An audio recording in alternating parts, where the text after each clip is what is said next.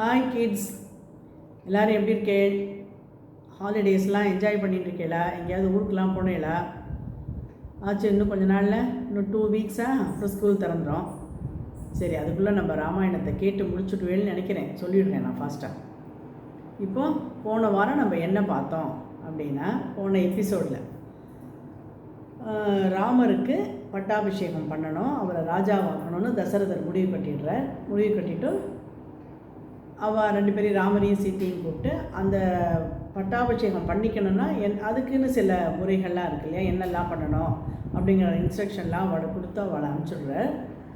அப்போது ஜனங்களுக்கெல்லாமும் ஓரளவு தெரிஞ்சுடுறது அந்த நியூஸு, ராமருக்கு பட்டாபிஷேகம்னு.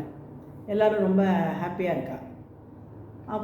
அவருக்கு தசரதருக்கு இந்த நியூஸை கைகேயிட்ட போய் சொல்லணும் ஃபஸ்ட்டு அப்படின்னு ஒரு ஆசை. ஏன்னா அவருக்கு கைகேயிட்ட கொஞ்சம் பிரியம் அதிகம். அதனால் கைகேயோட அரண்மனைக்கு வரார். அப்போல்லாம் அந்த ராணிகள் இருந்தாலும் ஒவ்வொரு ராணிக்கும் தனித்தனி பேலஸ் இருக்கும். அது மாதிரி கைகேயோட அரண்மனைக்கு அவர் வரார். வந்தால் கைகேயோட அரண்மனை எப்படி இருக்குது? ஒரே இருளோடு இருக்குது.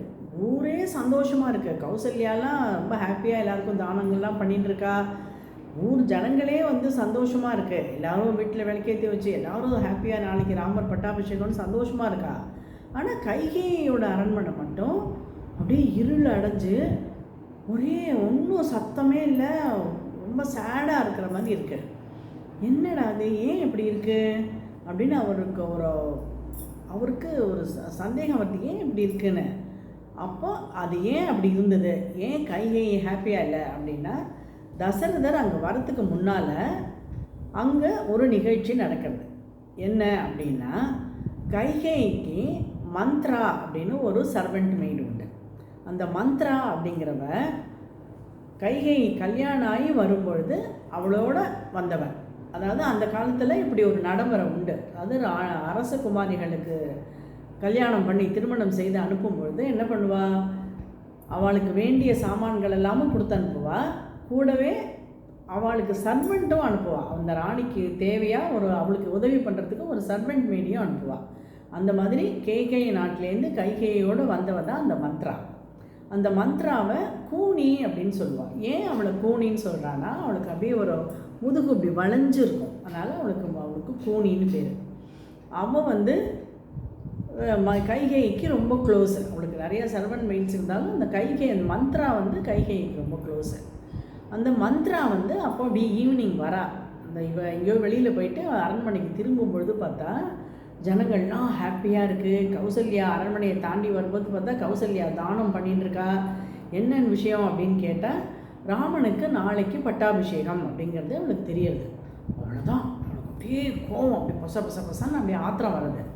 அவளுக்கு ஏன் ஆத்திரம் வந்தது அப்படின்னா, அதாவது ராமர் சின்ன பையனாக இருக்கும் பொழுது, ராமர் ரொம்ப நல்ல குழந்தை, நல்ல பையன்தான், எல்லார்கிட்டையும் மரியாதையாக தான் இருப்பார். ஆனால் சின்ன குழந்தையாக இருக்கும்பொழுது சில பசங்களுக்குன்னு சில குறும்பு இருக்கும் இல்லையா, அந்த மாதிரி ராமரும் என்ன பண்ணினார், அந்த அந்த மந்த்ராவை அவள் இப்படி கூனியாக அப்படி முதுகு வளைஞ்சு அவளுக்கு இருக்கா, அவள் அப்படி நடந்து போயிட்டு இருக்கும்போது அவளை கேலி பண்ணி தன்னோட ஒரு பந்து விளையாடிட்டு இருக்காரு. அந்த பந்தை அவள் மேலே அப்படி விட்டெறிஞ்சோடனையும் அவளுக்கு அப்படியே வலிக்கிறது. பாவம், அவளுக்கு எல்லோரும் சிரிக்கிறா வேறு அவளை பார்த்து. அது உடனே அவளுக்கு ஒரே ஆத்திரம் வர்றது. பாரு, இந்த ராமனுக்கு எவ்வளோ திமிரு, கௌசல்யாவோட பிள்ளைங்கிறதுனால தானே அவன் அப்படி திமிராக இருக்கான் அப்படின்னு அவனுக்கு மனசுக்குள்ளே அவள் அந்த வெஞ்சன்ஸை வச்சுட்டே இருக்கா. எப்படியாவது ராமனை ஒரு நாளைக்கு பழி வாங்கணும்னு. அப்போ நல்லா அவளுக்கு ஒரு சந்தர்ப்பம் கிடைக்கிறது. ராமனுக்கு பட்டாபிஷேகம் அப்படின்னு நியூஸ் கிடைச்ச உடனேயும் அதை எப்படியாவது தடுத்து நிறுத்தணும் அப்படின்னு அவள் முடிவு கட்டி கைகேயை பார்க்க வரான். கைகேயிட்ட அவள் என்ன சொல்கிறா, கைகேயி அவள் வந்தவொடனே கைகேயி என்ன பண்ணுறா, மந்த்ரா ஒரு மாதிரி கோபமாக இதுவாக இருக்குது, ஹாப்பி எப்போதும் இருக்கிற மாதிரி இல்லை. அப்போ உடனே கைகேயி கேட்குறா அவளை, ஏன் நீ என்னமோ மாதிரி இருக்க, எப்போதும் இருக்கிற மாதிரி ஹாப்பியாக இல்லையேன்னா, நான் என்னத்தை ஹாப்பியாக இருக்கிறது, இந்த ஊரில் இன்றைக்கி என்ன நடந்துட்டுருக்கு தெரியுமா அவனுக்கு அப்படிங்கிறா. என்ன நடக்கிறதுன்னா, நாளைக்கு ஒரு பெரிய விசேஷம், அது என்னன்னு தெரியுமா அவனுக்குன்னு கேட்குறான். என்ன விசேஷம்? கௌசல்யாவோட பிள்ளை ராமன் இருக்கான் பார்த்தியா, அவனுக்கு பட்டாபிஷேகமாக, அவனை ராஜாவாக்க போகிறாளாம் அப்படின்னு சொல்கிறான். உடனே கைகேயிக்கு ஒரே சந்தோஷமாயிடுறது. ஏன்னா கைகேயிக்கு ராமனை கண்டா ரொம்ப பிடிக்கும். அவனே அப்படியா, மந்த்ரா நீ எவ்வளோ நல்ல நியூஸ் சொல்லியிருக்க, எனக்கு ரொம்ப சந்தோஷமாக இருக்குது அப்படின்னு தன்னோட மாலையை அவள் கழுத்தில் போட்டுருக்கிற அந்த முத்து மாலையை அவிழ்த்து அவளுக்கு கொடுக்குறான். நான் அவனுக்கு ஏதாவது கிஃப்ட் கொடுக்கணும் அப்படின்னு அந்த முத்து மாலையை அவிழ்த்து கொடுக்குறான். கொடுத்த உடனே கைகை அவள் இந்த மந்த்ராவுக்கு வந்து கோபம், முத்து மாலையை விட்டெறிகிறான்.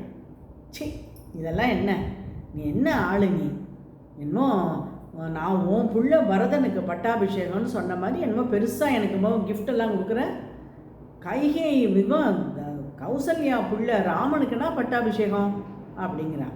உடனே கைகை சொல்கிறா, அப்படி இருந்தால் என்ன, ராமனும் என்னோட புள்ள தான், நானும் தான் அவனை வளர்த்தேன், அவன் வந்து இவ்வளோ நல்ல குழந்தை தெரியுமா, அவனுக்கு பட்டாபிஷேகம் பண்ணுறதுல எனக்கு ரொம்ப சந்தோஷம் அப்படி இப்படின்னு அவள் ரொம்ப சந்தோஷமாக இருக்கா. அப்போடனே இந்த மந்த்ரா வந்து மறுபடியும் அவளை பாய்சன் பண்ணுறா அவளோட மைண்டை. ஐயோ, உன்ன மாதிரி ஒரு அசடை நான் பார்த்ததே கிடையாது, நீ வந்து இப்படி இருக்கியே, இப்போ நாளைக்கு வந்து அவன் ராமன் வந்து ராஜாவாயிடுவான், அப்போ உன் புள்ள பரதன் என்னாவான், அவனுக்கு ஒன்றும் பதவி கிடையாது, அவன் அந்த ராமனுக்கு கீழே அவன் ஸ்லேவ் மாதிரி இருக்க வேண்டியதான், ஆயுசுக்கும் அவன் ஸ்லேவ் தான். அப்படி நான் அப்படியே வருஷம் போக போக என்னாகும், ராமன் ராஜா, அப்புறம் ராமனுக்கு புள்ள அவன் ராஜா, அப்புறம் அவனோட புள்ள ராஜா, அப்படியே தான் போயின்னு இருக்கோம். உன் பரதனுக்கு என்ன கிடைக்கும், ஒன்றும் கிடைக்காது, அவன் வேலைக்காரன் மாதிரி இருக்க வேண்டியதான். அது மட்டும் இல்லை, கௌசல்யாவோட கை ஓங்கி போயிடும், ஏன்னா அவன் இப்போ அவளோட புள்ள ராஜாவாயிடுறான் இல்லையா, அவள் புள்ள ராஜாவானதுனால அவளுக்கு எப்போதுமே உன்னை கண்டா அவளுக்கு பிடிக்க, உன் மேலே கொஞ்சம் அவளுக்கு கோபம் உண்டு. ஏன்னா தசரதர் வந்து உங்ககிட்ட ரொம்ப பிரியமாக இருக்காருன்னு அவளுக்கு உன் மேலே கோபம். அதை வந்து உன்னை எப்படியாவது பழி வாங்கணும்னு அவள் சந்தர்ப்பத்தை ஆசையாக எதிர்பார்த்துட்ருக்கா. அப்போ அவளுக்கு இப்போ சௌரியமாக போயிடுது, அவளோட புள்ள ராஜாவாயிடுவான், அதனால் அதை வச்சு அவன் ஒன்றை பழி வாங்குவான். அது மட்டும் இல்லை, அவன் ராமன் வந்து ராஜாவாயிட்டான் இல்லையா, அவன் என்ன பண்ணுவான், உன் புள்ள பரதன் வந்து எங்கேயாவது தனக்கு போட்டியாக வந்துட போகிறானேன்னு அவனை கொலை பண்ணுறதுக்கு கூட தயங்க மாட்டான் அப்படிங்கிறான். அப்போ உடனே இவளுக்கு கைகைக்கு கொஞ்சம் பயம் வந்துடுறது. அப்புறம் அப்படியே, என்ன நீ சொல்கிற, ஆமாம் அது மட்டும் இல்லை, கௌசல்யாவோட பிரதர்ஸ், ராமனோட சொந்த மாமா, அவளுக்கெல்லாம் செல்வாக்கு அதிகமாகும், உன்னோட கூட பிறந்த உன்னோட அண்ணா தம்பிக்கெல்லாம் என்ன கிடைக்கும், ஒன்றும் கிடைக்காது, அவளெல்லாம் அரெஸ்ட் பண்ணிடுவான் ராமன், அவளெல்லாம் பிடிச்சி ஜெயிலில் போட்டுருவான், அந்த நாட்டையும் அவன் பிடிங்கிட்டுருவான், அப்படி இப்படின்னு சொல்லி அவளை அப்படியே பாய்சன் பண்ணிடுறான் மனசை. இப்படியே இந்த மந்த்ரா பேச பேச பேச கைகை நல்ல மனசு, நல்லவளாக இருந்த கைகையோட மனசு அப்படியே கலங்கி போய்டுறது, பாய்சன் ஆகிடுறது. உடனே அவள் என்ன பண்ணுறா, இப்போ நான் என்ன பண்ணணும் அப்படின்னு கேட்குறான். அதுக்கு அவள் என்ன கைகை வந்து என்ன பண்ணணும் அப்படின்னு மந்த்ரா வந்து அவளுக்கு ஒரு ஆலோசனை சொல்கிறான். என்ன ஆலோசனைன்னா, உனக்கு வந்து தசரதர் வந்து 2 வரம் தரேன்னு சொல்லியிருக்காரு இல்லையா, எப்போ தரேன்னு சொன்னார், அந்த கதையை அடுத்த எபிசோடில் பார்க்கலாம். அதாவது ஒரு சமயத்தில் தசரதர் வந்து கைகைக்கு 2 வரம் தரேன்னு சொல்லியிருக்கார். அது என்ன வரம், அது ஏன் அவர் தரேன்னு சொன்னார் அப்படிங்கிறதெல்லாம் நம்ம நெக்ஸ்ட் எபிசோடில் பார்க்கலாம்.